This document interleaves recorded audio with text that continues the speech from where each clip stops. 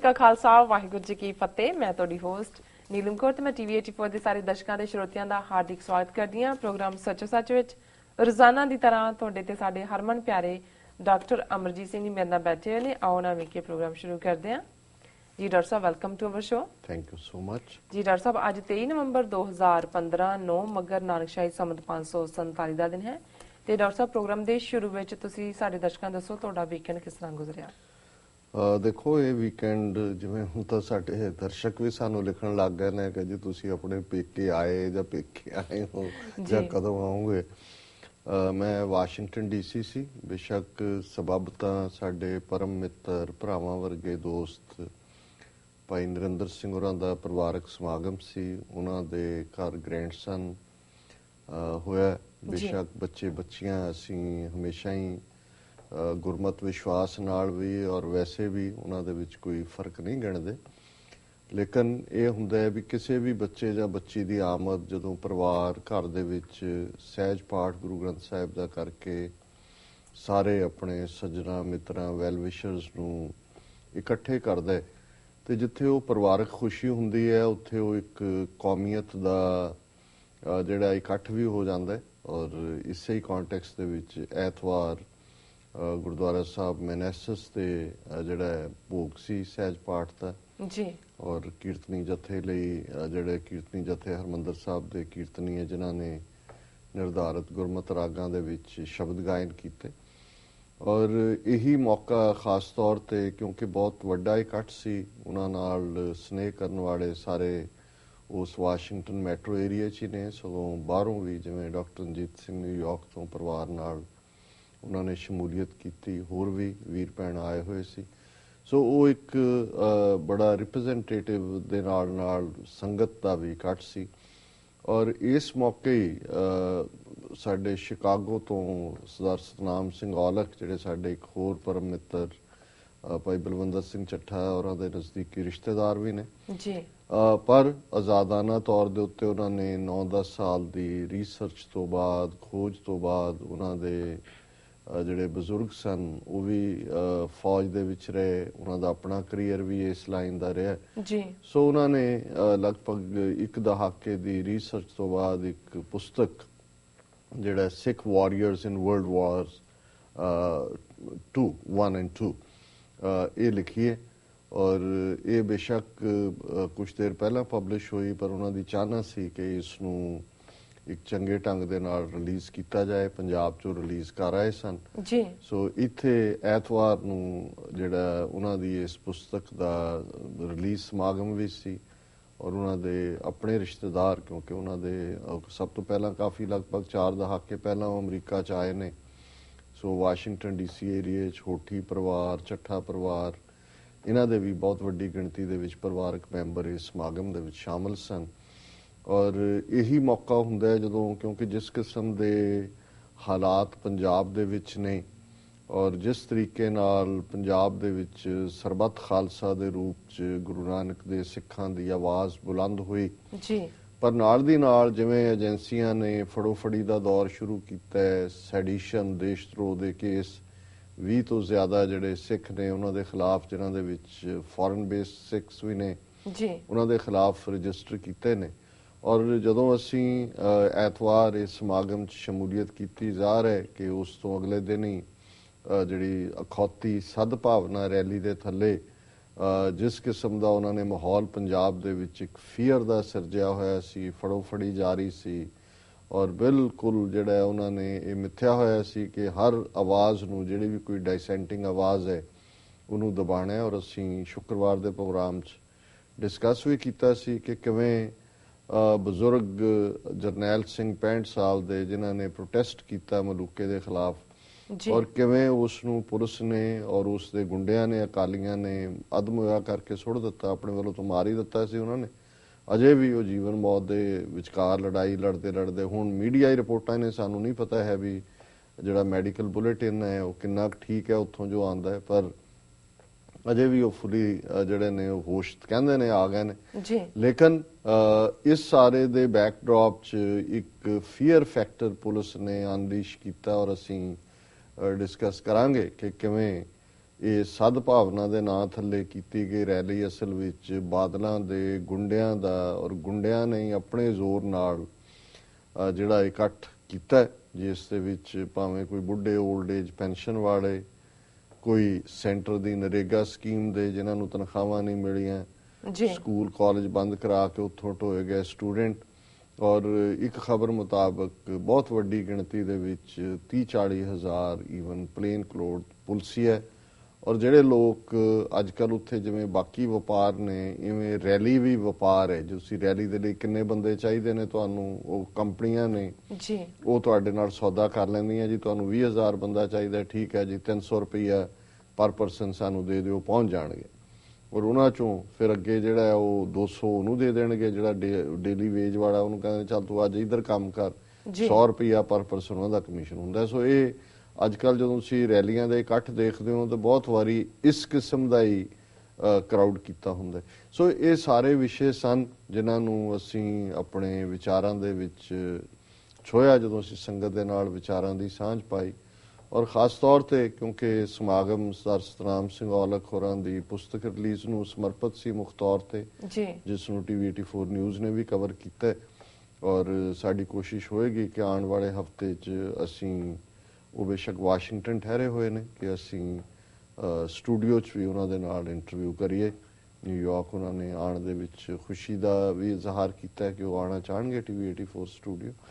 ਸੋ ਕੁੱਲ ਮਿਲਾ ਕੇ ਸਾਡਾ ਤਾਂ ਇਹੀ ਕਹਿਣਾ ਸੀ ਕਿ ਵੀ ਇਹ ਜਿਹੜਾ ਕੌਮਾਂ ਦਾ ਜਦੋਂ ਵੀ ਦੁਸ਼ਮਣ ਦੇ ਨਾਲ ਵਾਹ ਪੈਂਦਾ ਹੈ ਔਰ ਉਹ ਦੁਸ਼ਮਣ ਜਿਹੜਾ ਨੇਸਤੋ ਨਾਬੂਦ ਕਰਨਾ ਚਾਹੁੰਦਾ ਹੈ, ਔਰ ਅਕਸਰ ਮੈਂ ਇੱਕ ਫ੍ਰੀਲੈਂਸ ਰਾਈਟਰ ਮਿਲਾਨ ਕੁੰਦਰਾ ਜਿਹੜਾ ਬੇਸ਼ੱਕ ਕੰਟਰੋਵਰਸ਼ੀਅਲ ਵੀ ਮੰਨਿਆ ਜਾਂਦਾ ਹੈ ਪਰ ਰੈਵੋਲੂਸ਼ਨਰੀਜ਼ ਵੀ ਉਸ ਨੂੰ ਜਿਹੜਾ ਕੋਟ ਕਰਦੇ ਨੇ, ਉਸ ਦੀ ਇੱਕ ਕੋਟ ਮੈਂ ਅਕਸਰ ਦੁਹਰਾਉਂਦਾ, ਮੈਂ ਸੰਗਤ ਦੇ ਨਾਲ ਵੀ ਸਾਂਝੀ ਕੀਤੀ ਕਿ ਜਿਹਦੇ 'ਚ ਉਹਨਾਂ ਨੇ ਕਿਹਾ ਕਿ the first step towards liquidation of a people is to destroy its books, its culture, its history.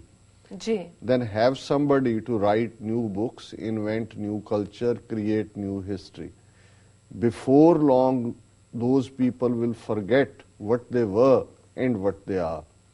ਲੰਬਾ ਚੌੜਾ ਹੈ ਪਰ ਜਿੰਨਾ ਮੈਂ ਥੋੜਾ ਬਹੁਤ ਕੋਟ ਕਰ ਸਕਿਆ ਉਹ ਇਹ ਹੀ ਸੀ ਕਿ ਜਦੋਂ ਵੀ ਕੋਈ ਦੁਸ਼ਮਣ ਤੁਹਾਡੇ ਲੋਕਾਂ ਨੂੰ ਜਾਂ ਤੁਹਾਡੀ ਨਸਲ ਨੂੰ, ਤੁਹਾਡੇ ਸੱਭਿਆਚਾਰ ਨੂੰ ਖਤਮ ਕਰਨਾ ਚਾਹੁੰਦਾ ਹੈ ਤੇ ਉਹ ਇਹ ਕੰਮ ਕਰਦਾ ਹੈ ਕਿ ਉਹ ਤੁਹਾਡੀਆਂ ਕਿਤਾਬਾਂ ਡਿਸਟਰੋਏ ਕਰਦਾ ਹੈ, ਤੁਹਾਡੀ ਤਹਿਜ਼ੀਬ ਨੂੰ ਡਿਸਟਰੋਏ ਕਰਦਾ ਹੈ ਔਰ ਤੁਹਾਡਾ ਸੱਭਿਆਚਾਰ ਜਿਹੜਾ ਹੈ ਉਹਨੂੰ ਤਬਾਹ ਕਰਦਾ ਹੈ।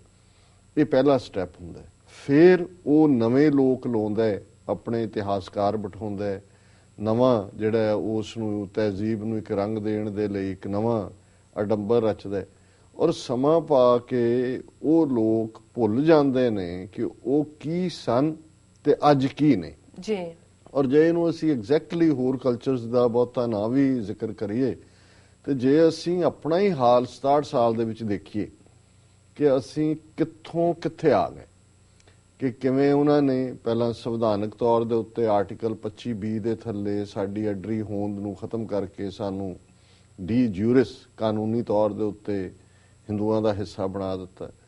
ਫਿਰ ਕਿਵੇਂ ਉਹਨਾਂ ਨੇ ਸਿਸਟੇਮੈਟਿਕਲੀ ਜਦੋਂ ਤੁਹਾਡੀਆਂ ਕਿਤਾਬਾਂ ਡਿਸਟਰੋਏ ਕਰਨ ਦੀ ਗੱਲ ਹੁੰਦੀ ਹੈ, ਪਹਿਲਾਂ ਤਾਂ ਸਾਡਾ ਵੈਸੇ ਹੀ ਬਹੁਤ ਥੋੜੀਆਂ ਲਿਖਤਾਂ ਰਹੀਆਂ ਔਰ ਜਿਹੜੀਆਂ ਰਹੀਆਂ ਵੀ ਬਹੁਤ ਸਾਰਾ ਸਿੱਖ ਇਤਿਹਾਸ ਜਿਹੜਾ 19ਵੀਂ ਸਦੀ ਦੇ ਅਖੀਰ 'ਚ ਜਾਂ 20ਵੀਂ ਸਦੀ 'ਚ ਭਾਈ ਸਾਹਿਬ ਭਾਈ ਸੰਤੋਖ ਸਿੰਘ, ਗਿਆਨੀ ਗਿਆਨ ਸਿੰਘ ਜਾਂ ਬਾਅਦ ਦੇ ਵਿੱਚ ਮਾਡਰਨਲੀਆਂ ਦੇ ਉੱਤੇ sir Karam Singh historian, doctor Ganda Singh, principal ਤੀਜਾ ਸਿੰਘ ਵਗੈਰਾ ਨੇ ਲਿਖਿਆ ਪਰ ਅਦਰ ਦੈਨ ਦੈਟ ਜੇ ਸਾਡੇ ਪੁਰਾਣੇ ਸੋਰਸ ਵੀ ਨੇ ਜਿਹੜੇ ਫਾਰਸੀ ਦੇ ਸੋਰਸ ਨੇ ਜਾਂ ਜਿਹੜੇ ਕੋਈ ਹਿੰਦੀ ਜਾਂ ਸੰਸਕ੍ਰਿਤ ਸੋਰਸ ਹੋਣਗੇ ਉਹ ਵੀ ਉਹੀ ਨੇ ਜਿਹੜੇ ਈਦਰ ਉਸ ਵੇਲੇ ਦੇ ਮੁਗਲਾਂ ਦੇ ਜਾਂ ਅਫਗਾਨਾਂ ਦੇ ਨਾਲ ਆਏ ਹਿਸਟੋਰੀਅਨ ਜਾਂ ਉਹਨਾਂ ਦੇ ਰੋਜ਼ਨਾਮਚੇ ਲਿਖਣ ਵਾਲੇ ਸੀ ਤੇ ਜਾਂ ਹਿੰਦੂ ਸੀ ਔਰ ਦੋਨਾਂ ਦਾ ਹੀ ਆਪਣਾ ਆਪਣਾ ਐਂਗਲ ਸੀ। ਉਹ ਹਕੂਮਤ ਦੇ ਐਂਗਲ ਤੋਂ ਲਿਖਦੇ ਸੀ, ਉਹਨਾਂ ਲਈ ਅਸੀਂ ਬਾਗੀ ਸੀ, ਲੁਟੇਰੇ ਸੀ, ਸੱਗ ਸੀ, ਕੁੱਤੇ ਸੀ ਤੇ ਜਿਹੜੇ ਹਿੰਦੂਤਵੀ ਨੇ ਲਿਖਣ ਵਾਲੇ ਜਾਂ ਜੋ ਕੁਝ ਇਹਨਾਂ ਨੇ ਲਿਖਿਆ ਜਾਂ ਈਵਨ ਸਿੱਖ ਇਤਿਹਾਸਕਾਰ ਬਣ ਕੇ ਵੀ ਜਿਹੜੇ ਇਹਨਾਂ ਚੋਂ ਹਿੰਦੂ ਬੈਕਗਰਾਉਂਡ ਵਾਲੇ ਆਏ ਉਹਨਾਂ ਨੇ ਸਾਨੂੰ ਹਿੰਦੂ ਧਰਮ ਰਕਸ਼ਕ ਬਣਾ ਦਿੱਤਾ, ਮੁਸਲਮਾਨਾਂ ਨੂੰ ਮਲੇਛ ਬਣਾ ਦਿੱਤਾ, ਸਾਨੂੰ ਮਲੇਛਾਂ ਦਾ ਨਾਸ਼ ਕਰਨ ਵਾਲਾ ਬਣਾ ਦਿੱਤਾ। ਸੋ ਕੁੱਲ ਮਿਲਾ ਕੇ ਬੈਲੈਂਸ ਤਾਂ ਸਟ੍ਰਾਈਕ ਹੋਇਆ ਹੀ ਨਹੀਂ। ਜੇ ਅੰਗਰੇਜ਼ ਆਏ, ਬੇਸ਼ੱਕ ਅਸੀਂ ਐਡਮਾਇਰ ਕਰਦੇ ਹਾਂ, ਕਨਿੰਗਮ ਹੈ, ਮੈਕਾਲਫ ਹੈ, ਜਿਨ੍ਹਾਂ ਨੇ ਮੈਕਾਲਫ ਨੇ ਆਪਣੀ ਨੌਕਰੀ ਛੱਡ ਕੇ ਕਿੰਨੇ ਸਾਲ ਭਾਈ ਵੀਰ ਸਿੰਘ ਜਾਂ ਭਾਈ ਕਾਹਨ ਸਿੰਘ ਨਾਭਾ ਖਾਸ ਤੌਰ ਤੇ ਉਹਨਾਂ ਦੀ ਕੰਪਨੀ ਦੇ ਵਿੱਚ ਉਹਨਾਂ ਨੇ ਰਿਸਰਚ ਕੀਤੀ ਔਰ history of the six by Macauliffe ਉਹ ਉਦੋਂ 6 ਵੋਲੀਅਮਸ ਦੇ ਵਿੱਚ ਆਕਸਫੋਰਡ ਯੂਨੀਵਰਸਿਟੀ ਪ੍ਰੈਸ ਨੇ ਛਾਪੇ।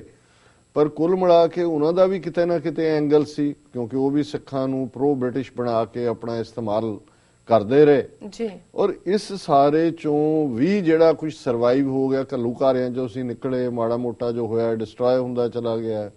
10ਵੇਂ ਪਾਤਸ਼ਾਹ ਨੇ ਜਿੰਨਾ ਕੁ ਜਮਨਾ ਦੇ ਕੰਢੇ 52 ਕਵੀ ਜਾਂ ਅਨੰਦਪੁਰ ਸਾਹਿਬ ਆਪਣੇ ਜਿਹੜੇ ਸਟੇ ਦੇ ਦੌਰਾਨ ਰਚਿਆ, ਉਹ ਖੂਨੀ ਸਰਸੇ ਨੇ ਖਾ ਲਿਆ। ਜਦੋਂ ਪਰਿਵਾਰ ਵਿਛੋੜਾ ਜਿੱਥੇ ਗੁਰਦੁਆਰਾ ਸਾਹਿਬ ਸੁਸ਼ੋਭਤ ਹੈ, ਉਸ ਤੂਫਾਨੀ ਬਰਸਾਤੀ ਰਾਤ ਦੇ ਵਿੱਚ ਬਹੁਤ ਸਾਰਾ ਸਰਸਾ ਰੋੜ ਕੇ ਲੈ ਗਿਆ। ਸੋ ਕੁੱਲ ਮਿਲਾ ਕੇ ਜਿਹੜਾ ਇਹਨਾਂ ਸਾਰਿਆਂ ਹੀ 3-4 ਸਦੀਆਂ ਚੋਂ ਬਚ ਗਿਆ, ਉਹ ਅਸੀਂ ਸਿੱਖ ਰੈਫਰੈਂਸ ਲਾਇਬ੍ਰੇਰੀ ਦੇ ਥੱਲੇ ਇਕੱਠੇ ਕਰਦੇ ਚਲੇ ਗਏ ਔਰ ਉਹਦੇ ਚ ਵੀ 1930 ਚ ਸ਼ਾਇਦ ਉਹਨੂੰ ਐਸਟੈਬਲਿਸ਼ ਕੀਤਾ ਡਾਕਟਰ ਗੰਡਾ ਸਿੰਘ ਨੇ ਔਰ ਹੌਲੀ ਹੌਲੀ। ਪਰ ਉਸ ਦਾ ਵੀ ਸਾਨੂੰ ਕੋਈ ਬਹੁਤਾ ਉਸ ਦੀਆਂ ਕੋਈ ਹੋਰ ਸਲਾਈਡਸ ਬਣਾ ਕੇ ਜਾਂ ਕੋਈ ਹੋਰ ਵਿਜ਼ੂਅਲ ਕਾਪੀਆਂ ਬਣਾ ਕੇ ਜਾਂ ਡਾਕੂਮੈਂਟ ਕਿਤੇ ਹੋਰ ਨਹੀਂ ਰੱਖੀਆਂ। ਉਹ ਜੂਨ 84 ਦੇ ਹਮਲੇ ਵੇਲੇ ਲੁੱਟ ਕੇ ਲੈ ਗਏ ਜਾਂ ਸਾੜ ਦਿੱਤਾ, ਕੀ ਕੀਤਾ। ਸੋ ਕੁੱਲ ਮਿਲਾ ਕੇ ਔਰ ਇਸ ਸਾਰੇ ਪੀਰੀਅਡ 'ਚ ਇਹ ਤਾਂ ਇੱਕ ਕਹਾਣੀ ਇਤਿਹਾਸ ਜੋ ਐਗਜ਼ਿਸਟ ਕਰਦਾ ਸੀ ਉਹਦੀ ਹੈ। ਪਰ ਜੇ ਅਸੀਂ ਆਪਣੀ ਕੌਮੀ ਰੁਚੀਆਂ ਦੇਖੀਏ, ਅਸੀਂ $1 ਮਿਲੀਅਨ ਦਾ ਘਰ ਲੈਂਦੇ ਔਰ ਇਹ ਗੱਲ ਮੈਂ ਸੰਗਤ ਦੇ ਵਿੱਚ ਕਹੀ, $1 ਮਿਲੀਅਨ ਦਾ ਅਸੀਂ ਘਰ ਲਵਾਂਗੇ, ਗੱਡੀ ਸਾਡੀ ਜਹਾਜ਼ ਤੋਂ ਵੱਡੀ ਹੋਏਗੀ, ਬੈਠੇ ਬੈਠੇ ਭਾਵੇਂ $50 ਦੇ ਸਮੋਸੇ ਖਾ ਜਾਈਏ। ਇਹ ਨਹੀਂ ਮੈਂ ਕਹਿੰਦਾ ਵੀ ਕਿੰਨੇ 100 ਦੀ ਸ਼ਰਾਬ ਪੀ ਜਾਂਦੇ ਨੇ। ਸੋ ਉਸ ਸਾਰੇ ਤੋਂ ਬਾਅਦ ਤੁਸੀਂ ਕਿਸੇ ਘਰ ਚੋਂ ਤੁਹਾਨੂੰ 4 ਕਿਤਾਬਾਂ ਨਹੀਂ ਮਿਲਣਗੀਆਂ ਜਿਹੜੀਆਂ ਸਿੱਖ ਇਤਿਹਾਸ ਜਾਂ ਕਿਸੇ ਨਾਲ, ਤੇ ਜਿਹੜੇ ਵਿਚਾਰੇ ਲਿਖਦੇ ਵੀ ਨੇ ਔਖੇ ਹੋ ਕੇ, ਉਹਨਾਂ ਨੂੰ ਕੋਈ ਖਰੀਦਣ ਨੂੰ ਤਿਆਰ ਨਹੀਂ ਹੁੰਦਾ। ਔਰ ਕਦੇ ਤੁਸੀਂ ਜੇ ਰੈਕਡ ਦੇਖੋ ਜਿਹੜੀਆਂ ਈਵਨ ਚੰਗੇ ਲੇਖਕਾਂ ਦੀਆਂ ਕਿਤਾਬਾਂ, ਔਰ ਮੈਂ ਇਹਨਾਂ 20-40 ਸਾਲਾਂ 'ਚ ਵੀ ਗੱਲ ਕਰਦਾ ਜਿਨ੍ਹਾਂ ਨੂੰ ਸਾਹਿਤ ਅਕੈਡਮੀ ਦੇ ਇਨਾਮ ਮਿਲੇ ਹੁੰਦੇ ਨੇ, ਉਹ ਇੱਕ ਅੱਧੀ ਐਡੀਸ਼ਨ ਛਪਦੀ ਹੈ, 10-15-20 ਹਜ਼ਾਰ ਛਪ ਗਈ, ਉਹ ਵੀ ਮੇਰੇ ਖਿਆਲ ਹੈ ਲੇਖਕ ਨੂੰ ਇੱਕ ਪਰਸੈਂਟੇਜ ਮਿਲ ਜਾਂਦੀ ਹੈ ਕਿਤਾਬਾਂ ਦੀ, ਉਹ ਆਪ ਹੀ ਦਸਤਖਤ ਕਰਕੇ ਦੇਈ ਜਾਂਦਾ। ਔਰ ਮੈਂ ਉੱਥੇ ਵੀ ਕਿਹਾ, ਮੈਂ ਕਿਹਾ ਜੀ ਜਦੋਂ ਦਿੰਦਾ ਵੀ ਹੈ ਭੇਟ ਕਰਕੇ, ਜਿਹਨੂੰ ਦੇ ਰਿਹਾ ਹੁੰਦਾ ਉਹ ਕਹਿੰਦਾ ਯਾਰ ਤੂੰ ਹੀ ਤਾਂ ਲਿਖੀ ਹੈ, ਤੂੰ ਹੀ ਦੱਸ ਦੇ ਇਹਦੇ 'ਚ ਕੀ ਹੈ। ਕਿ ਪੜ੍ਹਨ ਤੱਕ ਵੀ ਜਿਹੜਾ ਕੋਈ ਰੁਚੀਆਂ ਨਹੀਂ ਨੇ। ਸੋ ਇਸ ਸਾਰੇ 'ਚ ਜਿਹੜਾ ਕਿਸੇ ਦਾ ਐਫਰਟ ਹੈ, ਔਰ ਇਸੇ ਤਰੀਕੇ ਨਾਲ ਅਸੀਂ ਸ਼੍ਰੋਮਣੀ ਕਮੇਟੀ ਦਾ ਰੋਲ ਦੇਖਦੇ। ਔਰ ਅੱਜ ਹੀ ਮੈਂ ਜਦੋਂ ਬਾਈ ਟ੍ਰੇਨ ਵਾਪਸ ਆ ਰਿਹਾ ਸੀ ਤਾਂ ਕੁਦਰਤੀ ਮੈਨੂੰ ਖਿਆਲ ਆਇਆ ਵੀ ਗੁਰਦੁਆਰਾ ਐਕਟ ਦੇ ਥੱਲੇ ਸ਼੍ਰੋਮਣੀ ਕਮੇਟੀ 1925 ਚ ਹੋਂਦ ਚ ਆਈ ਜੀ, ਔਰ 1925 ਦੇ ਵਿੱਚ ਹੀ ਆਰਐਸਐਸ ਬਣੇ। ਹੁਣ ਉਹ ਆਰਐਸਐਸ ਜਿਨ੍ਹਾਂ ਦਾ ਕੋਈ ਆਧਾਰ ਨਹੀਂ ਸੀ, ਜਿਹੜਾ ਕੁਝ ਉਹਨਾਂ ਦੇ ਜਿਹੜੇ ਹਿੰਦੂ ਰਾਸ਼ਟਰਵਾਦੀ ਸੀ ਉਹਨਾਂ ਦਾ ਥਾਟ ਆਇਆ, ਸਾਵਰਕਰ ਦਾ ਥਾਟ ਸੀ, ਕਾਲੇ ਪਾਣੀ ਬੈਠੇ ਸੀ ਔਰ ਵੈਸੇ ਸ਼ਰਾਰਤਾਂ ਕਰ ਰਿਹਾ ਸੀ, ਖਿਲਾਫਤ ਮੂਵਮੈਂਟ ਚੱਲੀ ਅੰਗਰੇਜ਼ਾਂ ਦੀ, ਜਿਹੜੀ ਅੰਗਰੇਜ਼ਾਂ ਨੇ ਖਲੀਫਿਆਂ ਨੂੰ ਹਟਾਇਆ ਫਸਟ ਵਰਲਡ ਵਾਰ ਤੋਂ ਬਾਅਦ, ਔਰ ਖਿਲਾਫਤ ਜਿਹੜੀ ਹੈ ਉੱਥੇ ਹਿੰਦੁਸਤਾਨ ਸ਼ੁਰੂ ਗਾਂਧੀ ਨੇ ਸਪੋਰਟ ਕੀਤੀ, ਕਾਇਦੇ ਆਜ਼ਮ ਨੇ ਨਹੀਂ ਕੀਤੀ। ਉਹਨਾਂ ਨੂੰ ਪਤਾ ਸੀ ਕਿ ਉਹ ਟਰੂਲੀ ਸੈਕੂਲਰ ਆਦਮੀ ਸੀ, ਲੇਕਿਨ ਇਹਨਾਂ ਨੇ ਉਸ ਵੇਲੇ ਇਹਨਾਂ ਨੂੰ ਹਿੰਦੂ ਤਵੀ ਜਿਹੜਾ ਹਿੰਦੂ ਰਾਸ਼ਟਰਵਾਦ ਦੀਆਂ ਜੜ੍ਹਾਂ 19ਵੀਂ ਸਦੀ ਦੇ ਅਖੀਰ 'ਚ ਉਹਨਾਂ ਦੇ ਇੰਟੈਲੈਕਚੁਅਲਸ ਨੇ ਆਪਣੀਆਂ ਜਿਹਨੂੰ ਰੂਟਸ ਦੇ ਨਾਂ ਥੱਲੇ ਲੱਭਣੀਆਂ ਸ਼ੁਰੂ ਕੀਤੀਆਂ ਸੀ। ਉਹਨਾਂ ਨੇ ਕਿਹਾ ਕਿ ਜੀ ਹਿੰਦੂ ਇਹ ਦੇਸ਼ ਹੈ ਔਰ ਇਹਦੇ ਲਈ ਸਾਨੂੰ ਕੁਝ ਕਰਨਾ ਚਾਹੀਦਾ। ਸੋ ਕੁਝ ਵੀ ਨਹੀਂ ਸੀ, ਉਹਨਾਂ ਦਾ ਬੇਸ ਕੋਈ ਨਹੀਂ ਰਿਹਾ। 1930 ਚ ਕੋਈ, ਔਰ ਅਕਾਲੀ ਦਲ ਜਾਂ ਸ਼੍ਰੋਮਣੀ ਕਮੇਟੀ ਫੁੱਲ ਬੈਂਗ ਸ਼ੁਰੂ ਹੋਈ। ਉਹਨਾਂ ਨੇ ਕਿਸ ਤਰੀਕੇ ਨਾਲ ਉਸ ਵੇਲੇ ਦੀ ਜਿਸ ਅੰਗਰੇਜ਼ੀ ਹਕੂਮਤ ਦੇ ਰਾਜ ਵਿੱਚ ਸੂਰਜ ਕਦੇ ਛੁਪਦਾ ਨਹੀਂ ਸੀ, ਉਹਨਾਂ ਨੂੰ ਬੈਂਡ ਕੀਤਾ। ਔਰ ਕਿਵੇਂ ਅਕਾਲੀ ਤਹਿਰੀਕ ਇਵਨ ਪੋਲੀਟੀਕਲ ਪਾਰਟੀ ਦੇ ਤੌਰ ਤੇ ਜੇ ਅਸੀਂ ਸ਼੍ਰੋਮਣੀ ਕਮੇਟੀ ਜਾਂ ਅਕਾਲੀ ਦਲ ਦੇਖੀਏ ਤੇ ਕਾਂਗਰਸ ਤੋਂ ਬਾਅਦ ਜਿਹੜੀ 19ਵੀਂ ਸਦੀ ਦੇ ਅਖੀਰ 'ਚ ਹੋਂਦ 'ਚ ਆਈ ਭਾਰਤ ਦੀ ਸਭ ਤੋਂ ਪੁਰਾਣੀ ਸਿਆਸੀ ਪਾਰਟੀ ਹੈ ਅਕਾਲੀ ਦਲ। 1925 'ਚ ਸ਼੍ਰੋਮਣੀ ਕਮੇਟੀ ਹੋਂਦ 'ਚ ਆਉਂਦੀ ਜੀ। ਹੁਣ ਜੇ 1925 'ਚ ਹੋਂਦ 'ਚ ਆਉਂਦਾ ਤੇ 90 ਸਾਲ ਹੋ ਗਏ ਨੇ, ਆਰਐਸਐਸ ਨੂੰ ਵੀ 90 ਸਾਲ ਹੋ ਗਏ। ਇਸ ਪੀਰੀਅਡ 'ਚ ਆਰਐਸਐਸ ਲਗਭਗ 3 ਵਾਰੀ ਬੈਨ ਹੋਇਆ, ਗਾਂਧੀ ਦੀ ਅਸੈਸੀਨੇਸ਼ਨ ਵੇਲੇ ਵੀ, ਐਮਰਜੈਂਸੀ ਵੇਲੇ ਵੀ। ਹੁਣ ਕਿੱਥੋਂ ਆਰਐਸਐਸ ਚਲਾ ਗਿਆ, ਕਿੱਥੇ ਪਹੁੰਚ ਗਿਆ। ਅੱਜ ਉਹਨਾਂ ਦੀ ਪਾਵਰ ਹੈ ਕਿ 1 ਬਿਲੀਅਨ 300 ਮਿਲੀਅਨ ਲੋਕਾਂ ਦਾ ਦੇਸ਼ ਉਹਨੂੰ ਉਹ ਗਵਰਨ ਕਰ ਰਹੇ ਨੇ। ਕਿਵੇਂ ਉਹਨਾਂ ਨੇ 100 ਦੇ ਕਰੀਬ ਹਿਸਟੋਰੀਅਨ ਆਂਦੇ ਹੀ ਸਰਕਾਰ ਬਣਦਿਆਂ ਮੋਦੀ ਦੀ ਬਿਠਾਤੇ ਕਿ ਸਾਰੀ ਹਿਸਟਰੀ ਰੀਰਾਈਟ ਕਰੋ।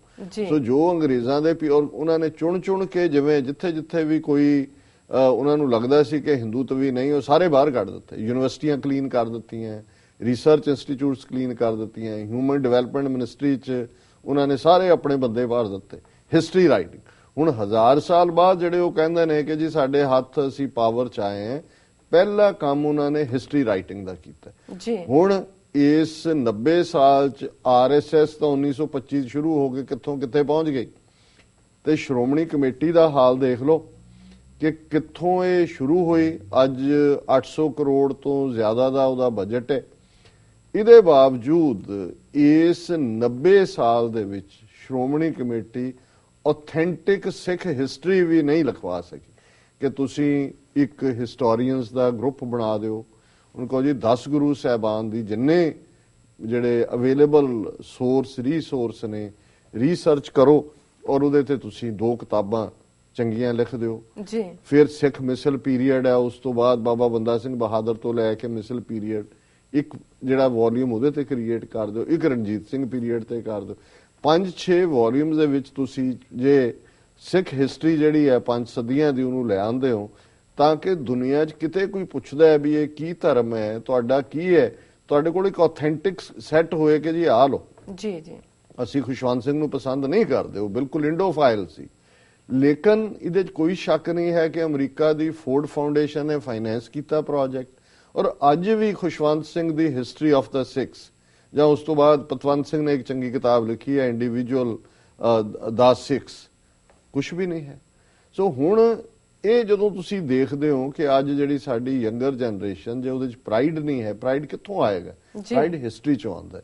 ਸੋ ਅਸੀਂ ਐਪਰੀਸ਼ੀਏਟ ਕਰਦੇ ਹਾਂ ਹਰ ਉਸ ਇਨਸਾਨ ਨੂੰ ਜਿਹੜਾ ਦੁਨੀਆ 'ਚ ਕਿਤੇ ਵੀ ਜਿਹੜਾ ਆਪਣੇ ਤੌਰ ਤੇ ਕੋਲੋਂ ਪੈਸੇ ਖਰਚ ਕੇ ਕੋਈ ਐਫਰਟ ਕਰਦਾ ਹੈ, ਕੁਝ ਕਰਨ ਦੀ ਕੋਸ਼ਿਸ਼ ਹੈ।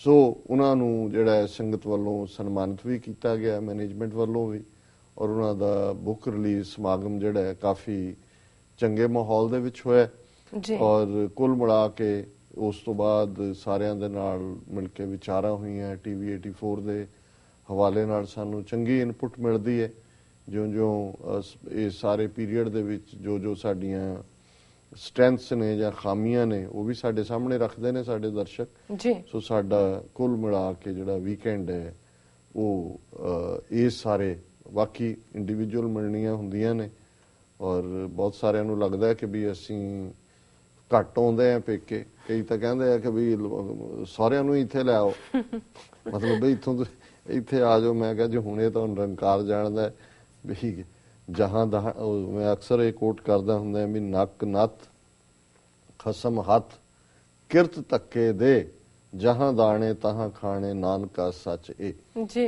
ਅਲਟੀਮੇਟ ਜਿਹੜੀ ਟਰੂਥ ਹੈ ਉਹ ਇਹੀ ਹੈ ਕਿ ਵੀ ਜਿੱਥੇ ਜਿੱਥੇ ਵੀ ਗੁਰੂ ਨੇ ਲਿਖਿਆ ਹੁੰਦਾ ਅਨਜਲ। ਸੋ ਬਹੁਤ ਸਾਰਿਆਂ ਦੀ ਮੇਜ਼ਬਾਨੀ, ਪਿਆਰ ਔਰ ਚੱਠਾ ਪਰਿਵਾਰ ਜਿਹੜਾ ਹਮੇਸ਼ਾ ਹੀ ਸਾਡੇ ਟੀਵੀ 84 ਦੇ ਵੀ ਪੂਰੇ ਜਿਹੜਾ ਛਾਤੀ ਤਾਣ ਕੇ ਨਾਲ ਖਲੋਤੇ ਨੇ ਔਰ ਸਾਨੂੰ ਬਹੁਤ ਸਨੇਹ ਪਿਆਰ ਕਰਦੇ ਨੇ, ਔਰ ਉਹਨਾਂ ਦੀ ਇਹ ਚਾਹਨਾ ਹੁੰਦੀ ਹੈ ਕਿ ਟੀਵੀ 84 ਹੋਰ ਵੀ ਪ੍ਰੋਗਰੈਸ ਕਰੇ, ਯੂਬਾ ਸਿਟੀ ਵੀ ਪਹੁੰਚੇ ਜੀ। ਪਰ ਇੱਥੇ ਵੀ ਉਹਨਾਂ ਨੇ ਜਿਹੜਾ ਕਾਫੀ ਇਸ ਪਾਸੇ ਵੱਲ ਹਮਦਰਦੀ ਦਿਖਾਈ ਜੀ। ਸੋ ਅਸੀਂ ਇਸ ਪਲੇਟਫਾਰਮ ਰਾਹੀਂ ਸਭ ਦਾ ਸ਼ੁਕਰੀਆ ਵੀ ਅਦਾ ਕਰਦੇ ਹਾਂ। ਜੀ ਡਾਕਟਰ ਸਾਹਿਬ,